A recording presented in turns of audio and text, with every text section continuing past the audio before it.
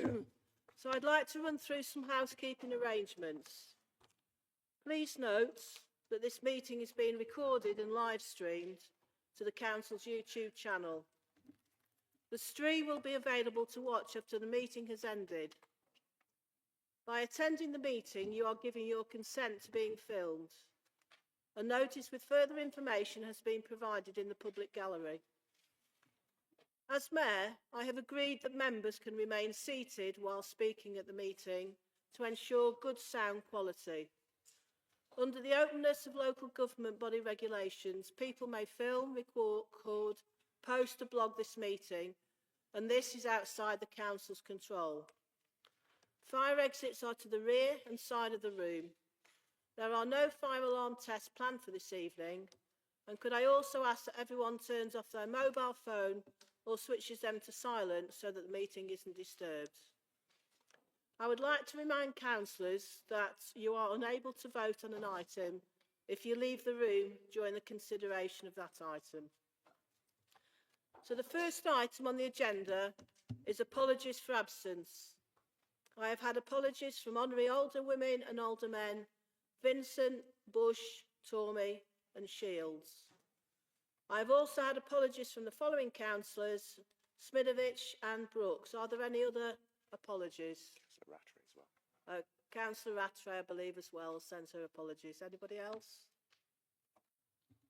No. Okay, smashing.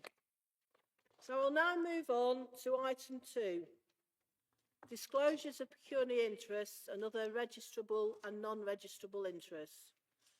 For information, disclosable pecuniary interests and registrable interests relate to entries that are included or should be included on a council's register of interests. Non-registrable interests relate to any other matters. I will now call on the Chief Exec to report on disclosures of interests in the business to be considered at this meeting. Thank you, Madam Mayor. I have had no disclosures prior to the meeting. Are there any from the floor? There are none, Madam Mayor. Thank you. Okay, smashing. So item 3 is to consider the conferment of the title of Honorary Freeman.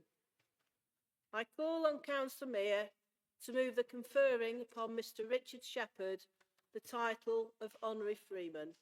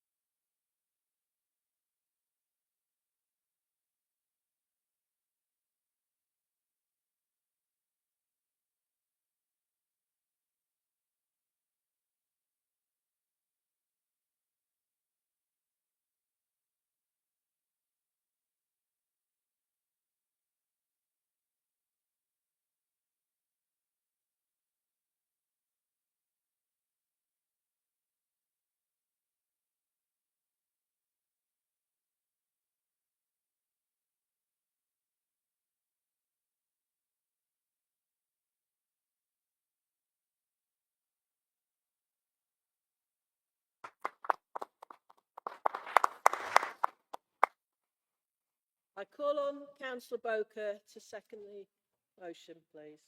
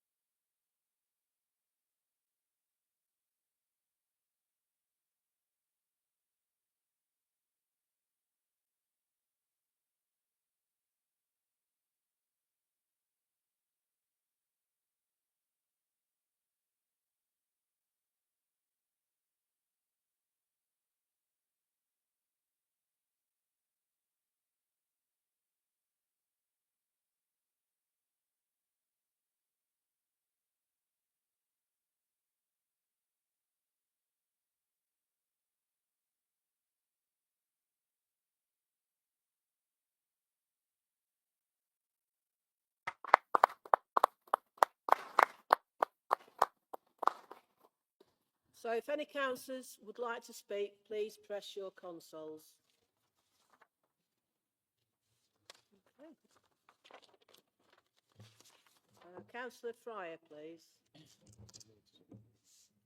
Thank you very much, Madam Mayor, and honoured guests, and also the rest of the councillors.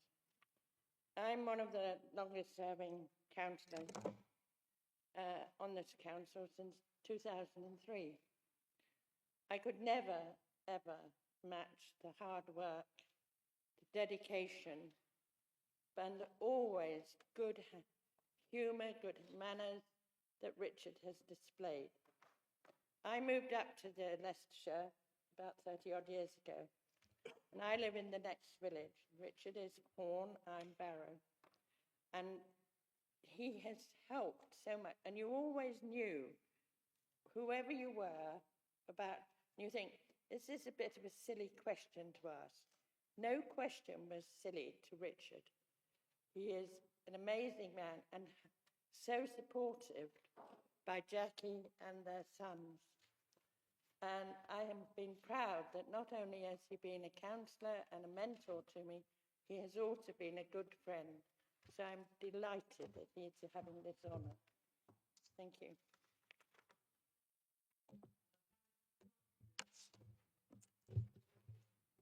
Thank you, Madam Mayor. I just wanted to say a few words because, like Hillary, I've been here since 2003 as well. And when I came, Richard was well established in the council here. In fact, I think all the time in the initial stages, he was leader here. And I relied on him quite a lot to get the information and have a look at what I should be doing. So I just said to Jackie tonight, he must have started when he had short trousers because it was that long a time that he was here. And I don't think he'll ever be matched again in terms of length of service, not even at the county council or wherever. So, Richard, thank you so much for all your work that you've done for this council and for the residents, I'm sure, that have benefited from all the hard work that you've actually achieved through that extended time. I just want to conclude and say, and I said to Jackie tonight, with every good man, there's a good lady behind. And I think being a family man, as Richard is, he's actually worked extremely hard. And with his family, have actually made a difference for our borough. And congratulations on his office. Thank you. Councillor Sarah Fox, please. Evening all. I just wanted to offer our congratulations from Councillor Westley and myself. We are obviously the successors of Richard Shepherd's ward. We were told and we knew we had big shoes to follow, but I don't think either of us realised how big those shoes were. As we have started working in Richard's ward, his old ward, sorry, there's not really any resident that isn't aware of who he is or how he's helped. That's from all areas of the ward, all walks of life, all different political parties. So, Richard, we wanted to offer our congratulations, say this is very well deserved.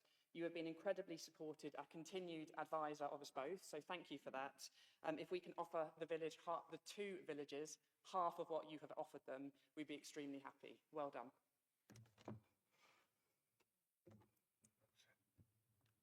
Okay, now I call on Councillor Mayor, please, to sum up. Cheers, thank you, Madam Mayor. I have nothing further to add, but warned by all the comments by our colleagues. Thank you. Thank you. I'm now putting the motion to the vote. Could I see all those in favour, please? On the consoles. Just testing you out. This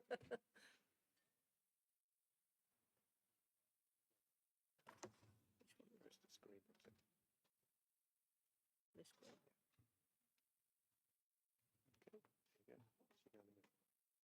Okay, so that is unanimous. So congratulations, Mr. Richard Shepherd.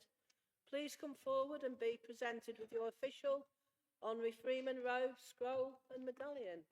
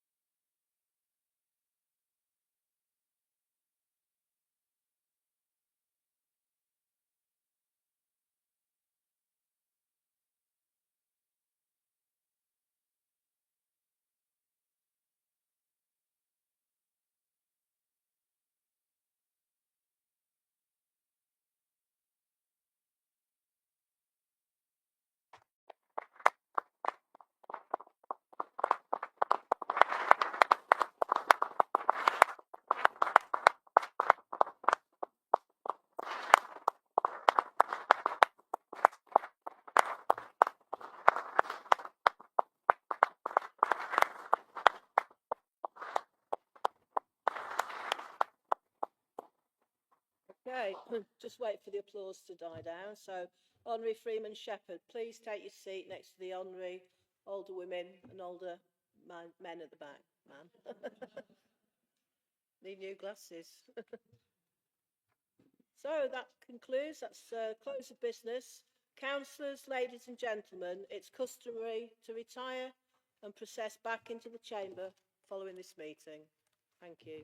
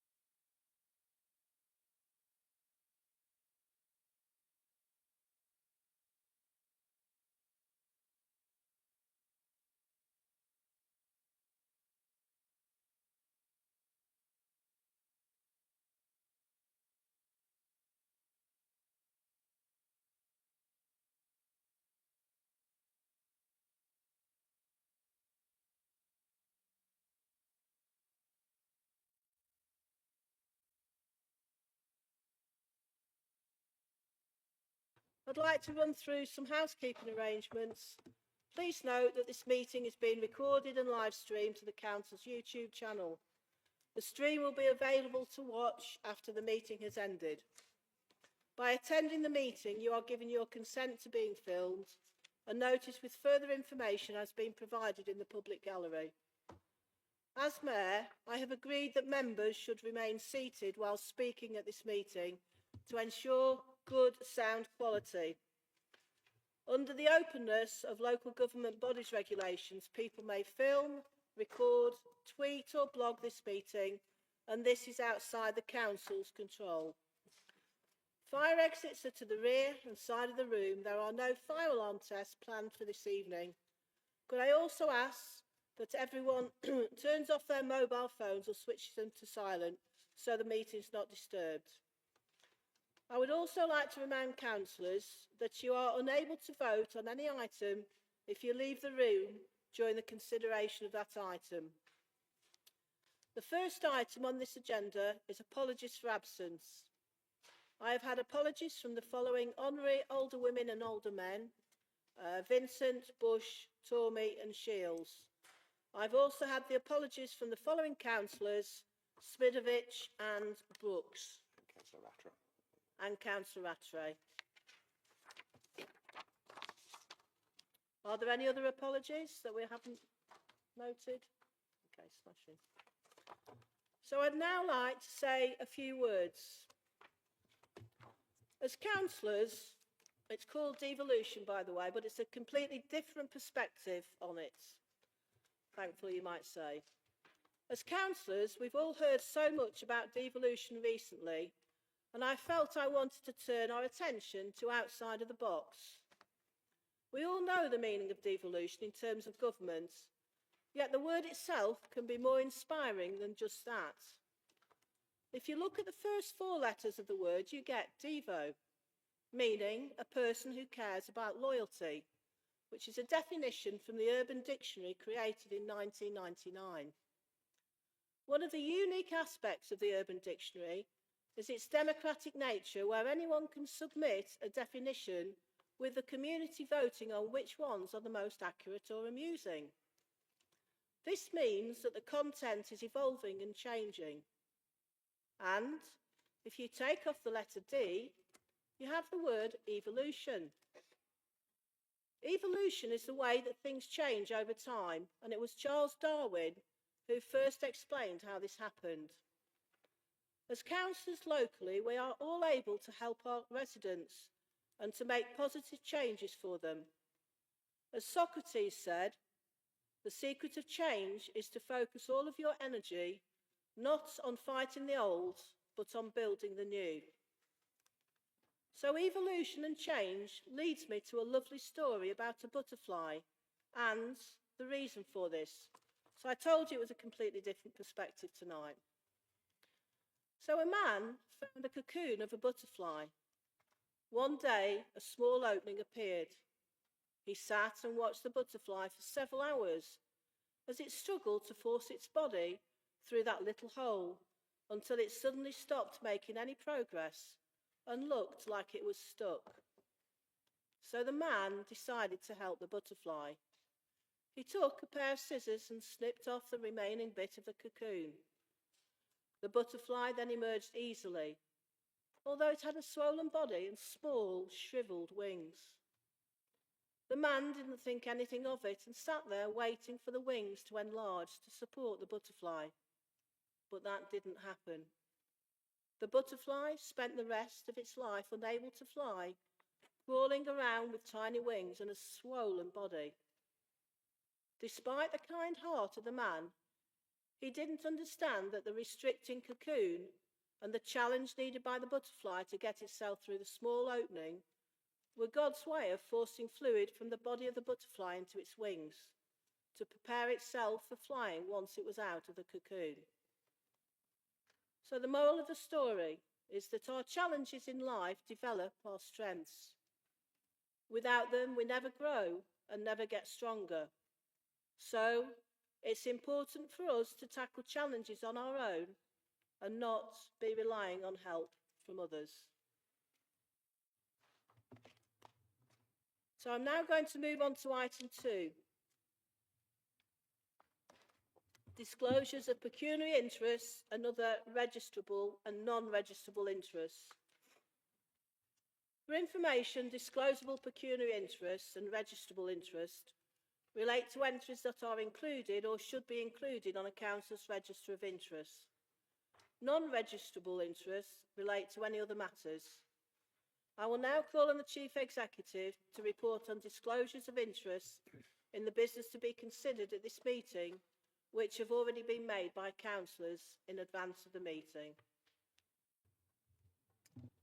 Thank you, Madam Mayor. I have had no disclosures prior to the meeting. Please indicate now if you have any disclosures to make. There are none, Madam Mayor. Thank you. Thank you. So item 3 is minutes of the previous meeting. I move that the minutes of the meeting of the council held on the 24th of February 2025 be confirmed and signed as a correct record. I second the minutes, Madam Mayor. Does anyone wish to raise anything on the accuracy of the minutes? And if so, please state the minute number. Since no issues have been raised, I take this to signify that the minutes are accepted as a correct record.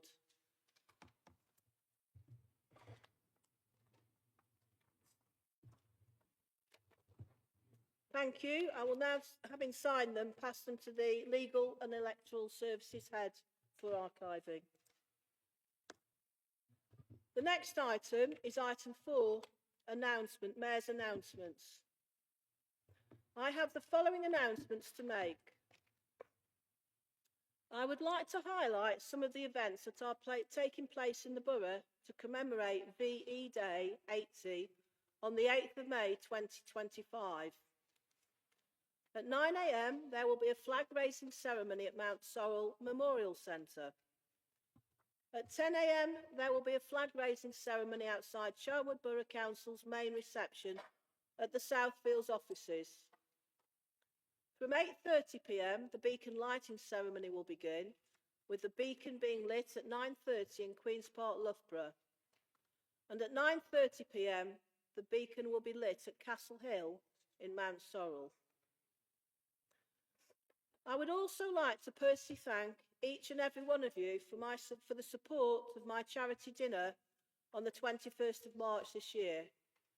The evening was a huge success with around 110 guests, and everyone who has spoken to me has said how much they enjoyed it.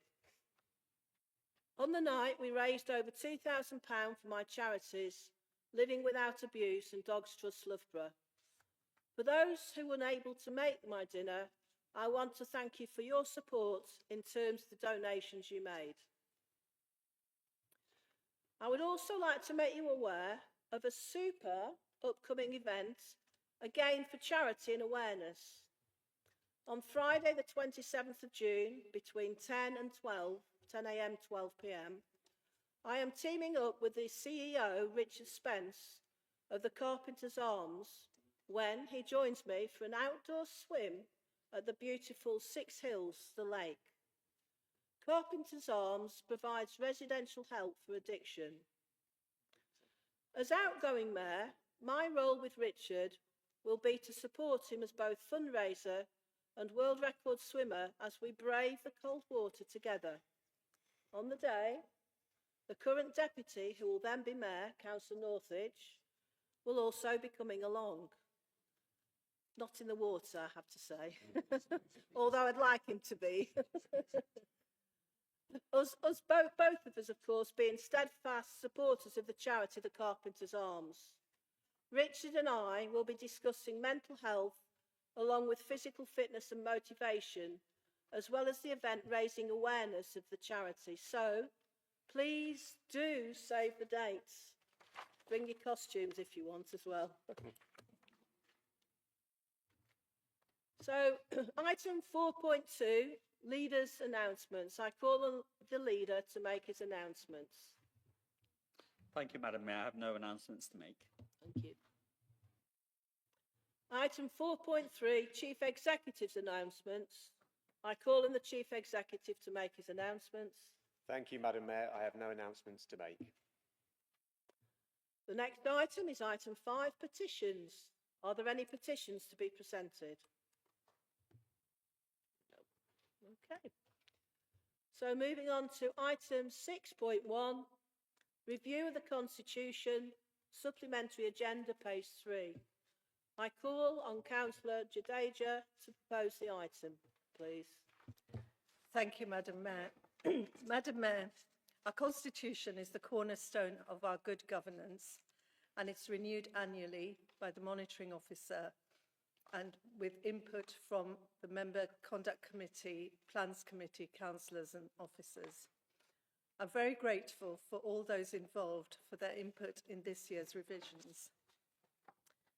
As well as conduct, the Constitution gives us a framework for our functioning of our council, and I'm really pleased to see that there is social media included in this year's revisions, and this gives colleagues a framework to ensure that we are all safeguarded both within ourselves and for others.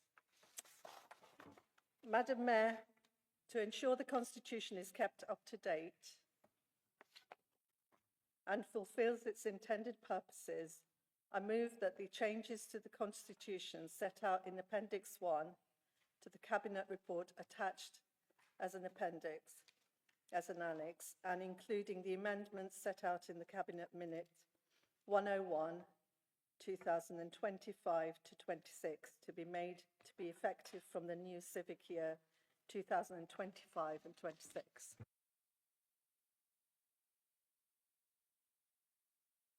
Thank you, Madam Mayor. I second this and reserve my right. Thank you. So, if any councillors would like to speak, please indicate using your console.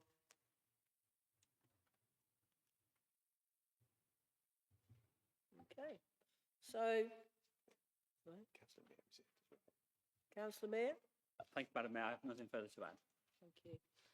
So I now call on Councillor Jadeja to sum up, please. I've nothing further to add, Madam Mayor. Thank you. So I'm now putting the motion to the vote. Please use your consoles to vote.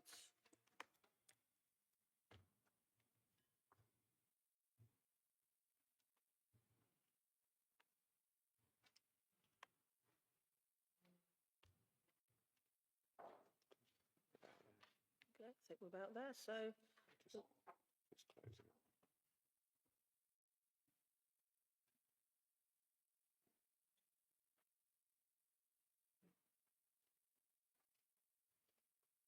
Just closing. okay, so the motion is carried unanimously. So item 6.2, independent person's appointment, page 18. Before I move on to item 6.2, I would like to remind members that this report contains an exempt appendix. If you wish to speak about the information contained within the exempt appendix, please state this before you speak so that the Democratic Services can ensure the meeting is in exempt session. So I call on Councillor Hamilton to propose the item, please. Madam Mayor, for the reasons set out in the report on page 18 of the agenda, I move the recommendations also set out on page 18 of the agenda with the deletion of the words "and until the end of the 2026-27 council year."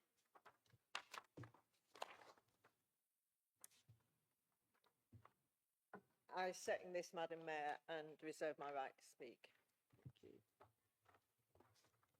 So if any councillors would like to speak, please indicate using your console.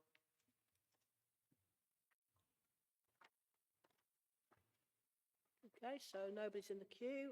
So I call on Councillor Tiddleton. You reserved your right. Thank you, Madam Mayor. I've got nothing to add. Thank you. So I now call on Councillor Hamilton, please, to sum up. Thank you, Madam Mayor. I have nothing further to add. Thank you. So I'm now putting the motion to the vote. Please use your consoles to vote.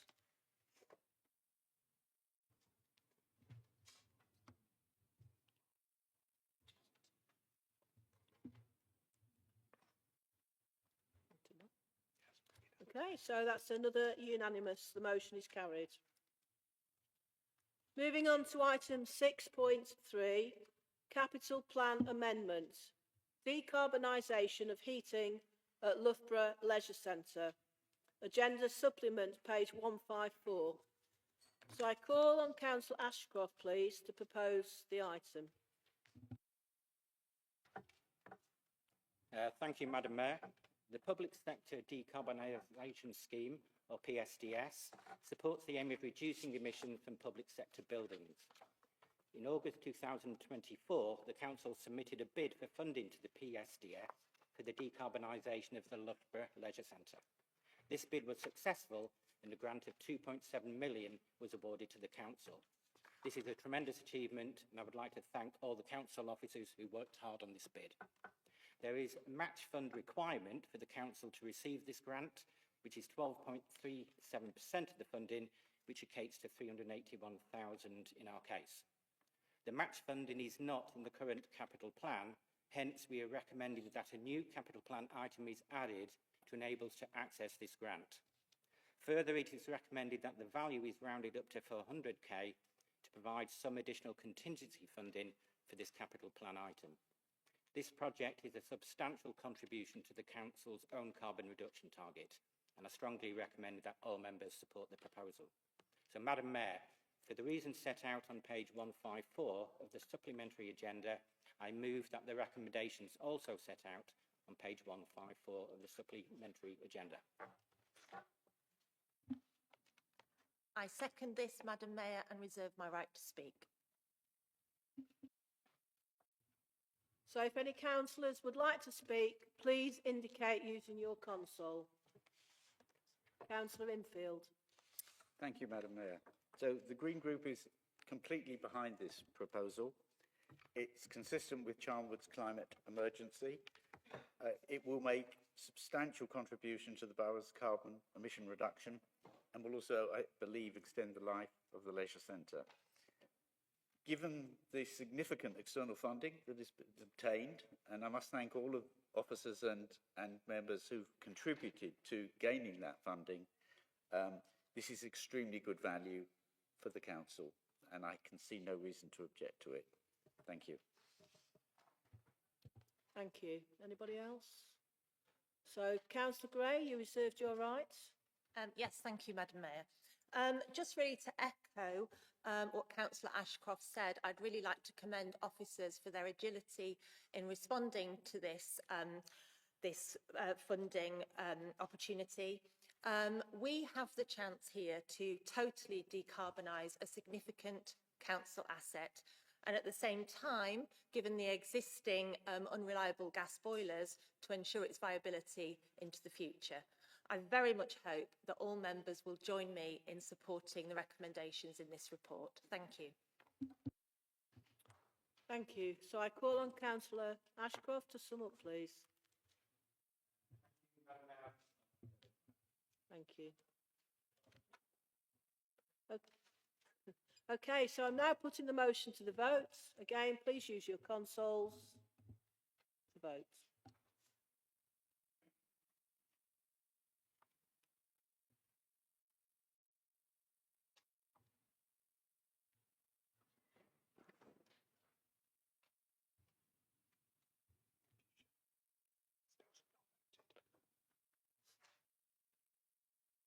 Still missing. Anybody else voted?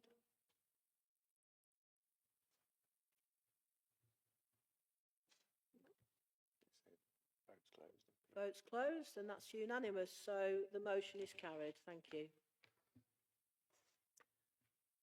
So, item 6.4, appointment of independent chair of the Audit Committee, page 24. I call on Councillor Ashcroft to propose the item, please. Madam Mayor, to confirm an appointment to the position of Independent Chair of the Audit Committee, I move that Jan Nellist be reappointed as the Independent Chair of the Audit Committee for the 4 council years 2025-26 to 2029-30, unless terminated earlier by the Council. Madam Mayor, and reserve my right to speak. So if any councillors would like to speak, please indicate using your console.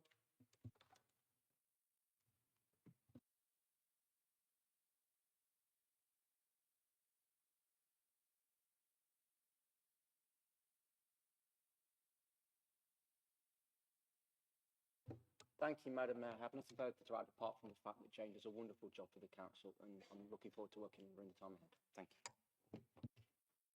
So I now call on Councillor Ashcroft to sum up.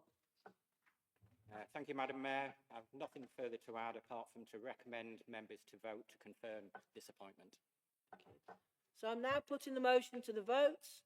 Please use your consoles to vote.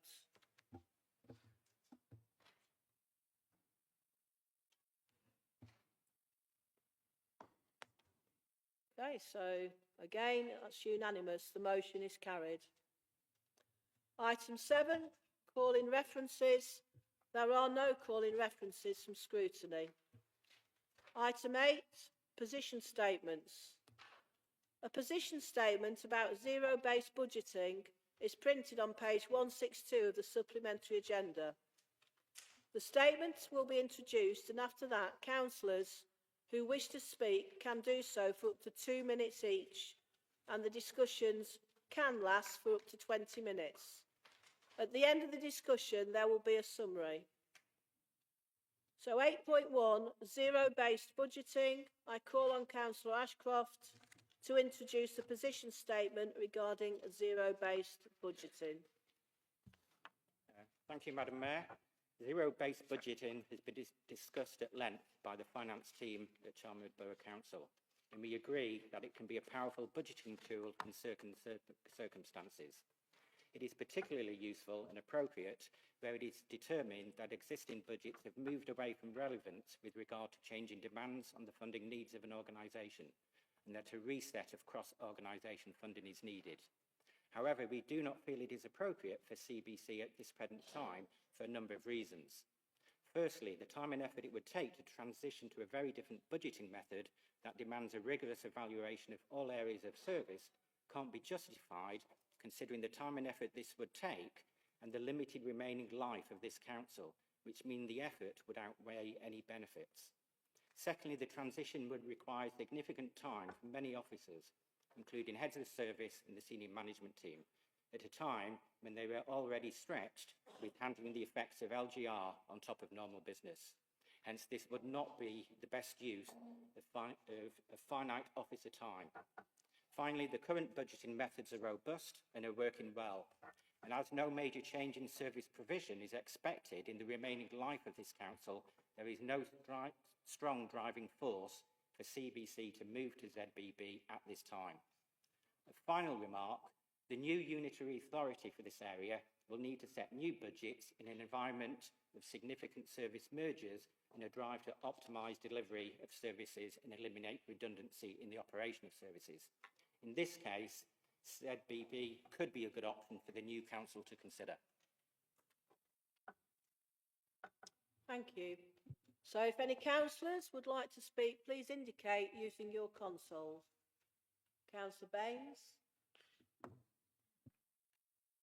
Thank you, Madam Mayor. Ladies and gentlemen, thanks for your response to my request for a position statement. The idea that zero-based budgeting is a good idea for the national government, but not so for Charnwood Borough Council seems rather odd, if I may say so.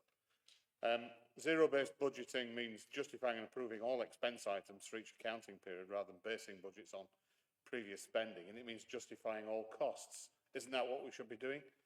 It is considered a highly effective process for resource allocation. It's good to hear that you agree with that, Councillor Ashcroft. Presumably the reason why the national government's decided to adopt it is because it's a very useful mechanism for determining costs. The benefits, which don't seem to have been properly considered here, are to ensure each department is appropriately funded, removes needless spending, and there is some, allows management to focus on current figures rather than previous budgets, and enables better communication by involving employees in decisions. Isn't therefore the real reason this Charnwood Labour administration has decided zero-based budgeting is not appropriate is because Labour is complacent about costs and complacent about efficiency. Zero-based budgeting is difficult to apply when managers fear justifying their budgets. That's recognised in the literature about it. Is this administration running scared of justifying their budget? You really should be, because our residents won't thank you for unnecessary spending. Thank you, Councillor Baines. Anybody else? So if there's no, oops. Councillor Taylor? Thank you, Madam Mayor. I was just checking the Charnwood Labour Manifesto 2023-27. That does actually state in there they'll identify and implement a cost reduction strategy on departmental budgets so that services are provided as cost effectively as possible. So they made a pledge to do that. So we're now 2 years in and we've still not seen any of that. So this seems an ideal time to maybe reconsider their decision not to look into this and at least look at some of the spending on this process. Thank you, Madam Mayor. Thank you. Anybody else wish to speak? Okay, if nobody else wishes to speak, I call on Councillor Ashcroft, please, to sum up. Thank you, Madam Mayor. As stated in my introduction, ZBB can be an extremely useful tool when a thorough review of funding across an organisation is needed, and it's something that any new unitary council in this area should consider. However, the Cabinet and the finance team at Charnwood do not think it's appropriate for this council at this time, for the reasons stated previously. But unlike the position stated in the opposition, we do have a consideration of cost, and we do have an ongoing looking for options for change programme, in which we look across services where we can make savings or improve services. And we have examples, for example, the Revs and benefits has become in-house with potential for improving service and considerable cost savings, and also various incomes, such as the review recently of parking charges. So to say we are not considering improving budgets or making our funding more optimal is not correct. It's just we're not doing it within the ZBB mechanism, because that is not the only budgeting mechanism in which you can save, improve services and make more optimal use of funding. Thank you. So the debate appears to be closed. There's been no request for it to be sent to Cabinet, so I'm now going to move on to the next item. Item 9, motions on notice. There is one motion on notice on the agenda submitted in accordance with full council procedure, Rule 9.12. The motion was submitted by the Conservative group and is about the Planning and Infrastructure Bill. Item 9.1, Planning and Infrastructure Bill, page 27. Councillor Deborah Taylor, would you like to introduce the motion on notice regarding the Planning and Infrastructure Bill? Thank you, Madam Mayor. I'll follow your guidance, but I'd like to put an amendment to the motion that we originally submitted that I will move, and Councillor Needham will second if Council are happy to go ahead and look at the new amendment on the motion. Yes, I understand that this has been accepted by all parties. Therefore, it can become the substantive motion. So I can now open up the debate. Oh, sorry, we've got to circulate it first. Yeah, we will need Councillor Needham to second as well. Oh, right, okay. We're circulating the amendments, and then we'll need somebody to second it. Councillor Needham. Sorry. Councillor Taylor, I believe you want to continue speaking around the motion, do you, before we go to the seconder? Yes. So if that's okay with you, Madam Mayor. That's fine with me. Do you want me to carry on now, Madam Mayor, or do you want me to wait a minute? Yes, please carry on now while we're circulating them. Thank you. Thank you, Madam Mayor. So good evening, everyone. Tonight we address a critical issue shaping the future of our communities: the role of local democracy in the planning process. The government's new planning and infrastructure bill, championed by Deputy Prime Minister Angela Rayner, seeks to streamline development to meet housing and infrastructure demands. The Local Government Association has voiced support for parts of this bill, recognising its potential to delivering what our communities need. But they've also raised a red flag, one we share, about whether councils, who know their areas best, will retain a meaningful voice in planning decisions. The Conservative group, supported by our Green Group colleagues, believe that the bill lacks clarity on local councillors' input, risks sidelining us from major development decisions. Our democratic role is to represent residents, debate applications and ensure developments reflect local needs. Excluding us could undermine public trust in both the planning system and local government itself. That's why this motion calls for action. We propose that the leader writes to the Minister of State for Housing and Planning, Matthew Pennycook, to stress the importance of keeping the local in local government. We also seek new ways for councillors to influence applications, even those decided by planning officers. This is about protecting our community's future and ensuring our voices are heard. As a council, we need to debate this issue and ensure that as local representatives we have a voice, and ask the whole council to support this motion. Okay, so do we have a seconder, please? Thank you, Madam Mayor. I'm happy to second this motion as amended. Thank you. Okay, thank you. You reserved your right, did you say? Yeah.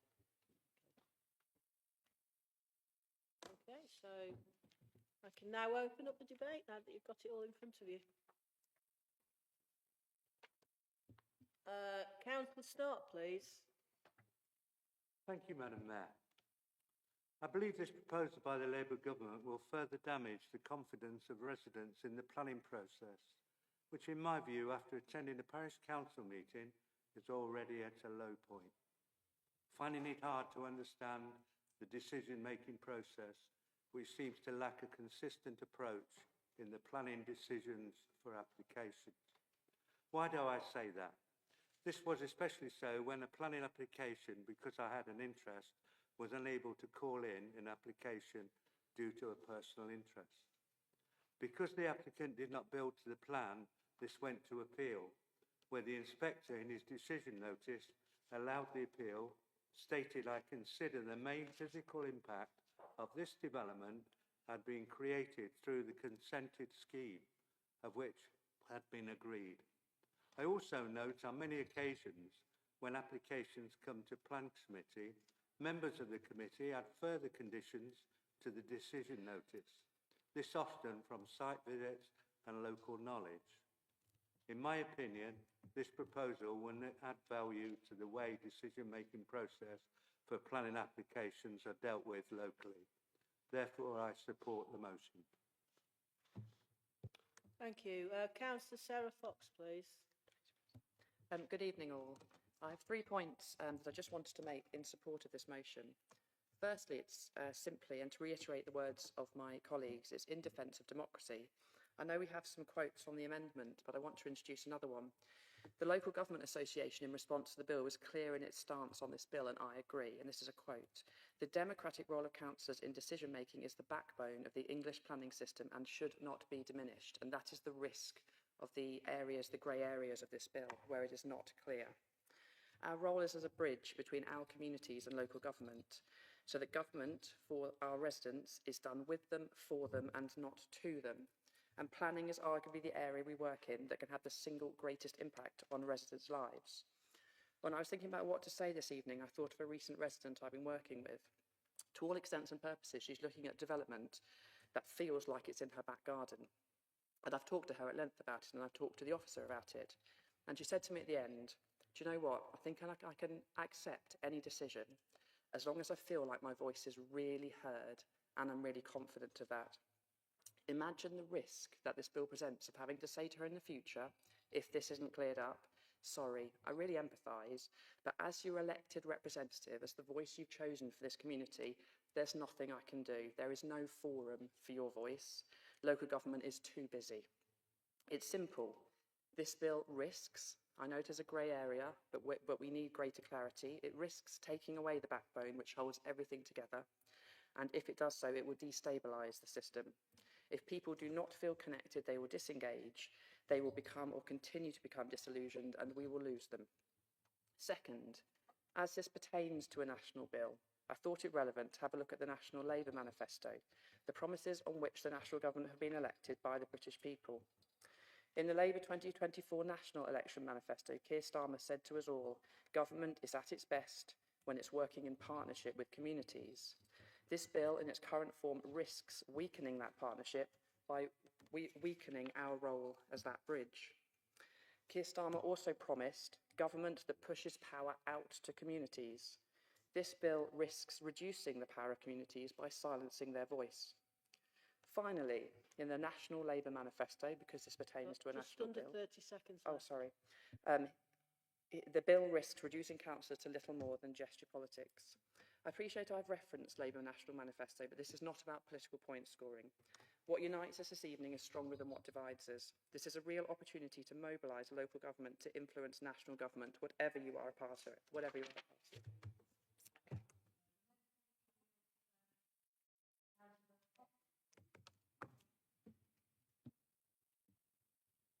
Thank you very much, Madam Mayor. I'll be very, very brief. Just three things myself as well that I want to add. Obviously, wholeheartedly support this. It's a fantastic thing we're putting forward as a party tonight, and I'm glad that there's cross-party support on this as well. First thing, I want to criticise a little bit of a bugbear locally.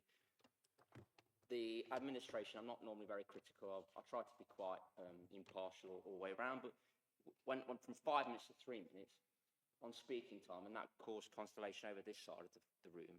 And if their national party want to do something as well, which is going to take some power away from people, well, I'm not surprised people are feeling more and more disillusioned with what's going on. Secondly, as I've just said about disillusionment, we've got people writing to us all the time. I've just had one recently in my own ward where, you know, there was a very good case made about not having it passed, but yet again, it was passed, and there is pressure again from national government to let more and more get through and less say to happen. And half of my constituency said to me that they wanted to have a say, but they couldn't have a say because they felt the constraints in place made it almost impossible. And the final thing I wanted to add is this. Great Britain, our country, is a democracy, allegedly, but we don't live in a country where people can sign executive orders and decide what they want to do every 5 seconds on a whim, as we see across the sea. So it feels quite sad that we've now got, well, it seems on paper, a more autocratic government in place on something so powerful to most residents. It's one of the most important things to most people who we represent. And if we are giving less and less say to us as representatives for them, I'm not surprised that more and more people are switching off politics, because if they feel they haven't got a voice through us and as their representatives, what more can we do apart from just say, as Sarah said already, say sorry. So I wholeheartedly support this, and I really hope that we can, you know, have a small input into making a positive change nationally. Thank you very much. Thank you. Councillor Corey Lowsley, please. Thank you, Madam Mayor. Local representation is important, and as some of you will know, I'm no stranger to a Coordinate Plans Committee. The council should always have the right to speak up for their local residents. In my view, it's not apparent that this is under threat from the Planning and Infrastructure Bill, as some have suggested tonight, which is still under scrutiny by a Bill Committee in Parliament. I'm disappointed that there's no mention of the housing crisis anywhere in this motion. That people, and mainly young people in this country, need sustainable, high-quality housing that is both suitable and crucially affordable. The Planning and Infrastructure Bill is designed to encourage the building of homes that will be exactly that. The motion we are considering tonight makes no mention of this. Additionally, the government has a mandate for unlocking economic growth, and the latest report from the Office of National Statistics says that we had more growth for February than was forecast. The bill the council is being asked to comment on tonight is key to this growth continuing, and I think we should acknowledge that. For these reasons, I'll be abstaining tonight. I can't vote in favour of a motion that fails to consider all of the good this bill will do for people in Charnwood. Thank you. Councillor Blackshaw, please. Thank you, Madam Mayor. I cannot support this motion. The reforms are not only necessary, they are long overdue. For years, our broken planning system has held this country back. It's choked growth, it's blocked housing in needed areas, leaving an entire generation unable to afford a place to live. The reforms don't threaten the countryside or undermine local voices. The government is committed to prioritising brownfield sites and protecting the Greenbelt. It's about regenerating urban spaces, revitalising communities, and providing homes where they're most needed. Let us be clear, this is about fairness and opportunity. We cannot talk about supporting the next generation without addressing the housing crisis head on. The reforms set out the government's bold, practical vision to deliver homes, jobs and infrastructure while respecting our communities and the environment. To oppose these reforms is to defend the status quo, to use your words, Madam Mayor, to support the old and to fight the new. The system is failing millions. We need the courage and to build a better future. This is what these reforms represent, and that is why I cannot support this motion. Thank you. Anybody else? Councillor Worrell. Thank you. I am not able to fully support this motion, but I do understand what the councillors are saying on the other side and what the Greens are saying. The examples given by Councillor Snott and Fox are really due to not having an adopted local plan. And I believe with an adopted local plan, a robust plan in place, there will be a much clearer way forward with regard to councillors and what officers will be, what their responsibilities will be. As councillors, we still have the opportunity to make comments. I'm currently working with officers on a local plan, on a plan in Woodthorpe Ward, with the residents, and having a lot of input into that. We can also still make our voices heard at Plans Committee when the plans come to committee. And I will not be supporting this. I feel I'm going to have to abstain on this motion this evening. Thank you. Thank you. Have a change in this. Councillor Miriam Roberts, your name appeared first, please. Thank you, Madam Mayor. Planning is one of the most divisive topics and things that we have in this country. We do have a housing crisis. We also have HMOs, which are affecting a lot of people for a whole variety of reasons. But it's worth pointing out that the housing crisis isn't actually just affecting millennials, Gen Z, and obviously Gen Alpha and Gen Beta, but it's also affecting old adults who are having to downsize and move into HMOs for a variety of reasons. We currently, before this government was elected, we had 1 million houses actually approved and ready to go, but it's actually the private developers who are either land banking or waiting for, obviously, the private housing market to either settle or start. So we've got this stop-start housing market, which is not a way to actually build houses that the general public actually need. We also have to consider residents' voice and the local area and whether this application is the best for this particular setting.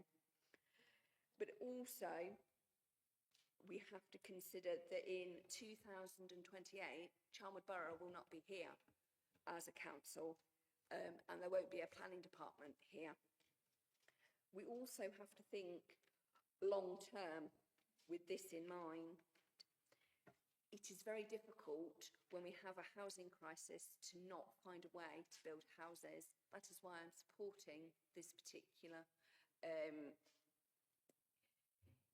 that is why I support the planning and infrastructure bill to build new homes. I also fully understand my colleague Brigitta's, Councillor Worrell's terms. I do think local plans need to be written up for every local area so that when planning applications come to planning, there is a clear guideline that councillors can work to that has been approved by planners. That's all I have to say. Thank you. Thank you, Madam Mayor. Become more polarised than perhaps it needed to be. So I just wanted to make clear my position and I believe the position of the Green Group. There is a lot in this bill that is very positive and is designed to unblock the process and improve its operation, and we're fully supportive of that. Our only concern really is the ambiguity that remains around the role of the Plans Committee. And that's our motivation for putting forward the amendment that has resulted in what we'll be voting on today. So I just wanted to make that clear. Thank you. Councillor Haji Nikolai, please, was next. Thank you very much. And the acoustics are not very good. Sorry. So, do I understand where you are supporting large new developments in the area? Is this what you say?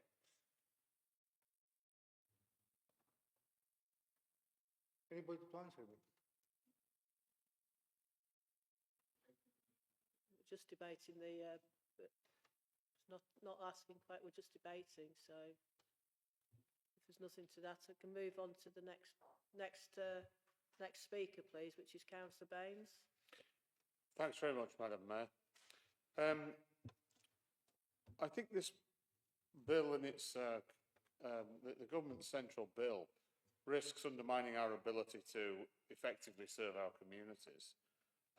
It centralises planning powers essentially and strips local authorities of the crucial decisions necessary. It sort of imposes a one-size-fits-all approach and disregards local context. So I think there's serious questions about it and about its impact on democracy. I think ultimately it risks diminishing local democracy and placing undue burden on local government. So I would urge a reconsideration. I think that as a result of the amendments that we've made and the effectively lobbying that we're suggesting of Minister Pennycutt, that hopefully at least we'll get our points across about the importance of local input. Thank you. Thank you. The next, Councillor Beverley Gray, please. Thank you, Madam Mayor. I do share Councillor Infield's concern about the ambiguity of the role of the Planning Committee in future decisions. But what I would like to point out in terms of our local Labour administration, we inherited an emerging local plan, which many of my residents feel does absolutely nothing to address concerns they've previously raised, very valid concerns in their area. And actually, as a Labour administration, we are trying to put together SPDs to mitigate some of the more negative impacts of the development proposed in this emerging local plan and to better represent the concerns of our residents. Thank you. Councillor Boker. Thank you, Madam Mayor. I'm a bit sort of upset about what Councillor Gray has just said, because it's very easy to do Tory bashing, which seems to be the only strategy from the Labour group. I feel that the local plan has been delayed for many reasons, and the fact that we were in administration at the time does not mean that we are to blame for that. And this motion isn't about that. It's about keeping councillors involved in local decisions about planning. I think at least 75% of my work involves planning applications, whether they're individual planning applications or the communities, the villages that I serve. And if you take that away, which is the only thing we're discussing here, we are fully aware that there is a housing crisis in this country, and maybe there needs to be some centralised planning decision, shall we say, by the new government. But at the end of the day, a planning application is a planning application, and most residents look at their councillors to help them either put their objections forward, which are often very valid, or help them get through the planning process. To take away the power from local councillors by getting rid of planning committees, I think is totally nonsense. And this is what this motion is all about. That's all you're voting about, not about the housing crisis in this country, or whether the Conservative group are solely to blame for the delay in the local plan. Thank you. I'm going to make the next speaker the last one, please. Councillor Anne Gray. Could you go ahead, please? Thank you, Madam Mayor. I think the housing crisis is important. I think we've all recognised that here in Charnwood, and we have worked to bring our properties up to standard and to make sure that families are moving into houses were void. I think this bill coming up just generally is a good thing. It does aim to make things faster. I'm going to not say a lot of the other things I was going to say, because I do want to mention that the government has said planning committees are very important in the decision making here. They've actually rejected regional strategies because they've said that local people know what their local region needs. And they've also said that training is necessary and they want to invest in that, and they want us to invest in that. And I think that shows that they are still very much in favour of planning committees and planning decisions. I think training is a good idea. I think we do it well at Charnwood, but obviously the government here is addressing other things. But I do think they are not saying that they want to take away completely local opinion and input into planning. Thank you, Madam Mayor. Okay, thank you, Councillor Grace. We've discussed this quite a lot now. I'm going to move on to Councillor Needham. You reserved your right to speak, please. Thank you. No, not very much.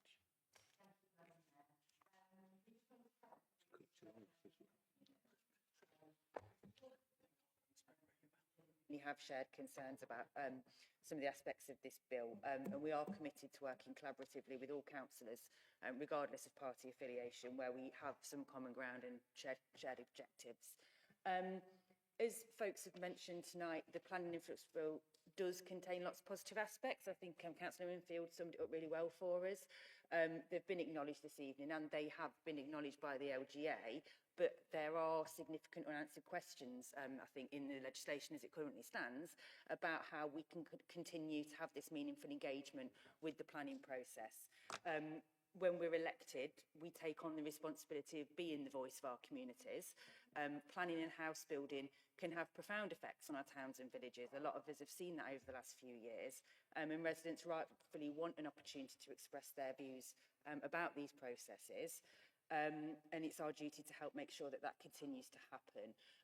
So it's been mentioned a lot tonight that this is still under scrutiny, and perhaps some of the things that we're concerned about, you know, might not be quite as, maybe we might be overly concerned, but I think that that means that it's a good time to be putting this on the record, actually. If we're here between the two pieces, you know, before we've got the secondary legislation, it's good that the Minister of State will hear those concerns before the secondary legislation comes through. So I think there's no harm in doing this. And I think we just need to, as we said, make sure, particularly with all the changes to local government at the minute, that we do maintain that local aspect. So, yeah, this is, yeah. So we're seconding this motion, Madam Mayor. We do hope councillors can support it. Thank you. Thank you, Councillor Needham. I now return to Councillor Deborah Taylor, please, to sum up.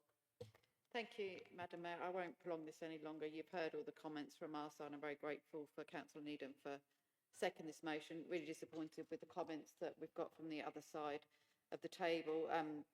With the administration, it just kind of says to me they don't really care about the residents, they just care about themselves. So I'm really pleased that we've been able to work with the Green Group on this, and we'll be, I urge the Labour Group to support this motion. We're trying to make a difference for our residents and trying to make government policy better, and they can't see that, then I'm very disappointed. So I hope they will support this. Thank you, Madam Mayor.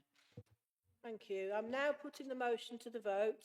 Please use your console to vote.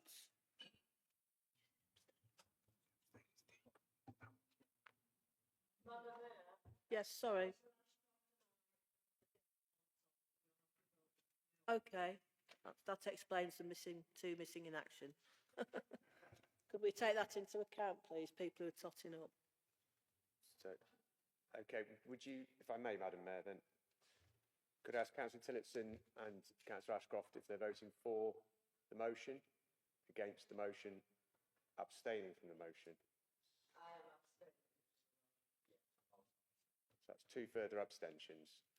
Just to be clear, is anybody else having any difficulty with the consoles? Has everybody voted? Okay, thank you, Madam Mayor. Thank you. So that motion has been carried. Okay, the motion has been carried.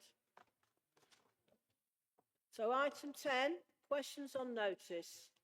As a reminder, the questions that councillors have submitted and the answers to them are in the supplements pack. I will call on these councillors who have indicated that they wish to ask a supplementary question. Supplementary questions must relate directly and exclusively to the questions submitted, and any other supplementary questions will not be permitted. Each councillor will have 1 minute to ask their supplementary question, and the councillor responding will also be able to speak for up to 1 minute. Item 10.1, Local Government Reorganisation. Councillor Deborah Taylor does not wish to ask a supplementary question. I just read. Okay, so item 10.2, Martin Courts. Councillor Deborah Taylor, would you like to ask your supplementary question? Thank you, Madam Mayor. My elderly vulnerable residents unfortunately do not follow all the activities of Charnwood Borough Council online and all the meetings where things are discussed. So I'd just like to ask, why were my residents not spoken to face to face? Why did they find out from worried families that saw a news article? One resident told me that she cried all afternoon once her family had told her what was happening. Why were we all local councillors not spoken to directly so we could support our residents with this news? When will the leaders show some leadership and communicate with councillors and residents? Thank you. Councillor Hamilton, do you wish to respond? Thank you, Madam Mayor. Can I point out this has been a conversation for about 13 years. So we are now finally moving forward with actually sorting out the shelter accommodation. It went public, I think, about a year ago. There was consultations with residents that happened in, I think, October and November of last year. Also, it's important that nothing has actually been finalised other than Field and Court, which is moving forward for finding a social housing provider for that. There are meetings with the residents that are taking place from now on, and that will be happening on a periodic basis. So, for example, the Martin Court meeting is happening, I believe, this Wednesday, and so they will be informed of what's happening moving forward. Now, there's always the case of when they read these things, is they think it's happening instantly. This will take some time. Nothing has been finalised with regard to Martin Court, and the residents will be there'll be people in Martin Court discussing what's happening from now on a regular basis. It's time's up now. Sorry, thank you. Item 10.3, crime levels in Charnwood Borough. Councillor Snart, would you like to ask your supplementary question? Thank you, Madam Mayor. I note the Community Safety Partnership is working on a targeted communications campaign to bring crime prevention messages out to Charnwood villages. So far, I have not seen any information distributed to my residents. Noting the increase in burglaries since this Labour administration has been in control of the council, is this action too little too late? And when will the residents of our villages within my ward and the borough expect to see crime prevention measures communicated, including improving home security?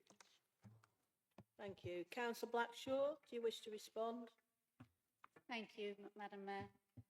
The CSP does have a targeted communications strategy.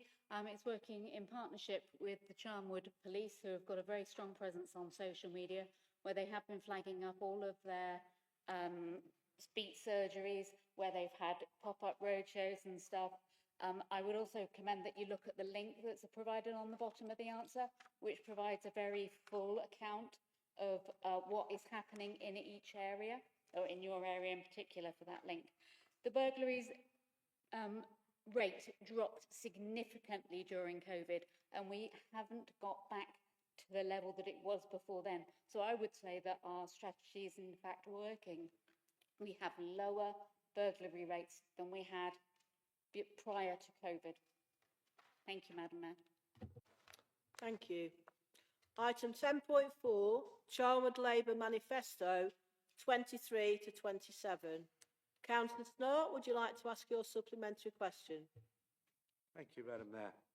I refer to the Labour Manifesto. We will create a fund to help the residents in the borough make their homes more energy efficient.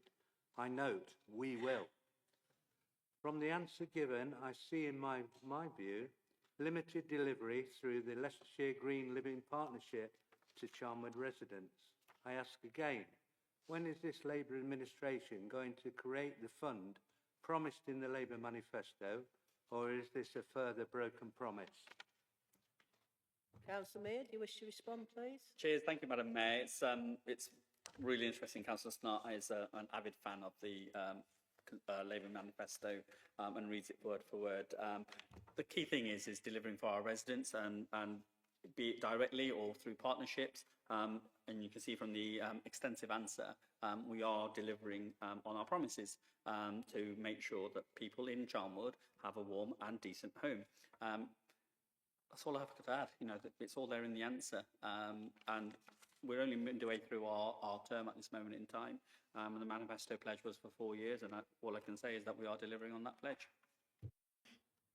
Thank you. Item 11, minute references. There are no minute references. Item 12, urgent executive decisions, exempted from calling, page 28.